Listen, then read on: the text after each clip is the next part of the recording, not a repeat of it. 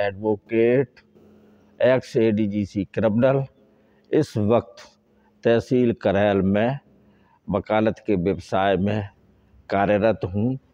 मैं JP palace Karhal से आज दिनांक 19/1/23 को उत्तर प्रदेश राजस्व संहिता की धारा 116 पर प्रकाश डालने जा रहा हूँ। धारा 116 बंटवारे की है। इस धारा के द्वारा कई काश्तकारों की सम्मिलित काश्त होती है और उस सम्मिलित काश्त के कारण कई लोग आपस में मौके पर जोतने बोने में आपस में लड़ाई झगड़ा होता है और बहुत ज़्यादा काश्तकार होने के नाते जो है ये पता नहीं चल पाता है कि इसमें किस काश्तकार का कितना हिस्सा है, किस काश्तकार की कितनी ज़मीन है। इन सब के लिए एक उत्तर प्रदेश राजस्व संहिता ने एक धारा 116 जोड़ी है जो आगे चल के बंटवारे की धारा कहलाती है। इस धारा के तहत समस्त काश्तकारों का संबंधित खाते में कितना हिस्सा है, कितने रकबा है, कितना एरिया है, ये सब छटता है तथा इस दावा के बाद, हिस्सा निर्धारण के बाद, रकबा निर्धारण के बाद रकबे अनुसार अलग अलग मौके पर खेतों का भी विभाजन होता है जो कुरा कहलाते हैं और कुरा धारा 117 में बनते हैं।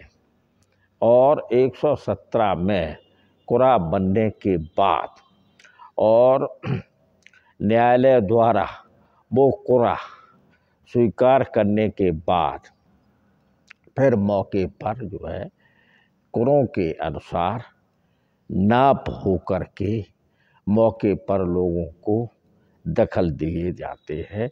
ये प्रोसीजर बंटवारे का है। अब इसको थोड़ा सा विस्तृत रूप से हम और आपको बताना चाह रहे हैं।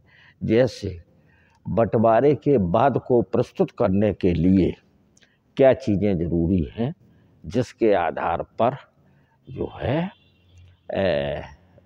बाद ये दायर किया जा सकता है।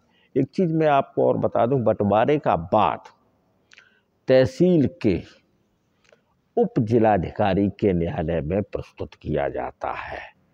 इस बंटवारे के बाद में केवल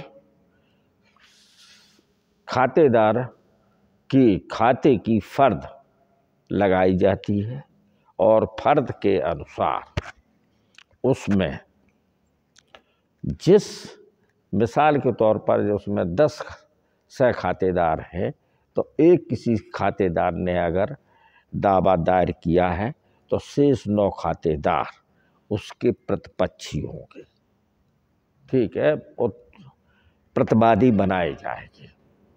और साथ में उत्तर प्रदेश राज्य सरकार और ग्राम सभा आवश्यक पक्षकार बनाए जाएंगे।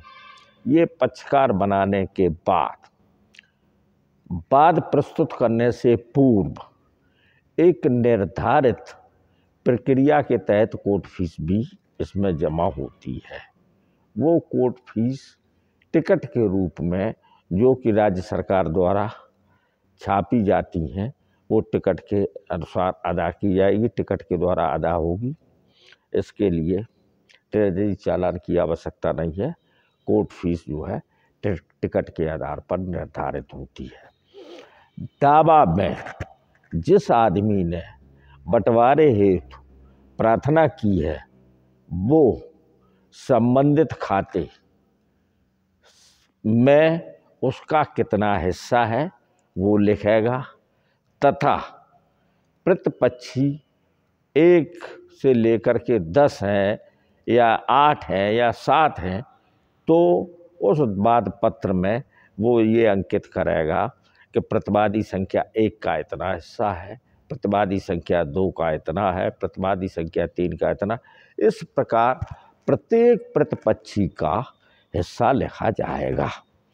वो बाद प्रस्तुत एसडीएम के न्यायालय में प्रस्तुत होने के बाद एसडीएम महोदय संबंधित पक्षकारों को नोटिस के द्वारा इतला देंगे, सूचना देंगे, और उस सूचना पत्र में ये लिखेंगे कि ये बात फला आदमी के द्वारा प्रस्तुत किया गया, जो फलानी गाटा संख्या से संबंधित है, जिसमें जो है विभाजन चाहा गया है। आप लोगों को इस विभाजन प्रक्रिया में इससे संबंधी कोई अगर आपत्ति है तो बाद पत्र को देख करके वो आपत्ति प्रस्तुत करें। प्रत्येक नोटिस के साथ बाद पत्र की एक कॉपी भेजी जाती है, जिस कॉपी को पढ़ करके आप अपना जो है आपत्ति प्रस्तुत कर सकते हैं। ये बात जो है रेगुलर सूट है, यानी ये बात सरसरी मुकदमा नहीं है। इस बाद में सीपीसी एप्लीकेबल है। सीपीसी के अनुसार ये इस बाद की कार्रवाई चलेगी और वादी के द्वारा प्रस्तुत बाद में प्रतिवादीगण संबंधित तारीख को आकर के अपनी आपत्ति देते हैं। आपत्ति देने के बाद न्यायालय अगली तारीख उस बंटवारे के बाद में बाद बिंदु, यानी क्या इसमें निर्धारण होना है, उस बिंदुओं को बनाएंगे। फिर बाद बिंदुओं के बनने के बाद दोनों पक्षों से एविडेंस लेने के बाद जो है हिस्से के आदेश करें। हिस्से के आदेश से अगर कोई पक्षकार असहमत है, सहमत नहीं है, तो इस हिस्से के आदेश के विरुद्ध वो जो है जिलाधिकारी के न्यायालय में, कमिश्नर साहब के न्यायालय में जो है इसकी अपील कर सकता है। तो ये प्रोसीजर हमने आपको बंटवारे के बताया। अब हिस्सा निर्धारण के बाद वादी एवं प्रतिवादी में से कोई भी आदमी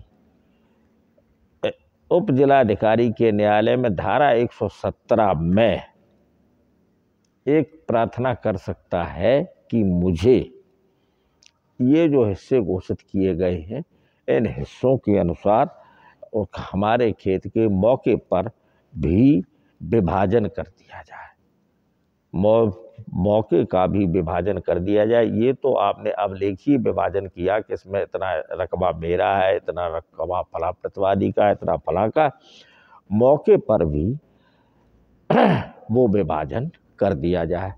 इस विभाजन को कुरा के रूप में कुरा कहते हैं।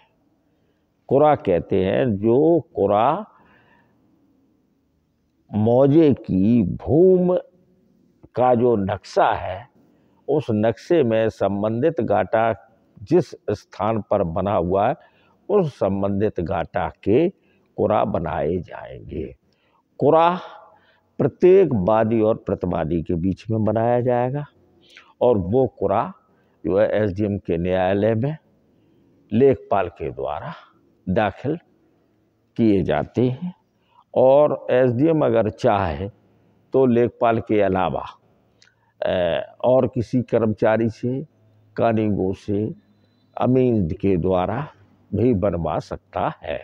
और वो कुरा दाखिल होने के बाद उन कुरों पर सभी पक्षों से एसडीएम आपत्ति आमंत्रित करेगा और ये पूछेगा कि ये जो कुरा दाखिल किए गए हैं लेखपाल के द्वारा दिनांक फला को, उन कुरों पर अगर किसी को कोई आपत्ति है तो अपनी आपत्ति प्रस्तुत करे, और अगर आपत्ति किसी को नहीं है तो लेखपाल के द्वारा दाखिल किए गए कुरों को एसडीएम स्वीकार करेगा और वो कुरे के आदेश को खतौनी में और नक्शे में दर्ज कराएगा।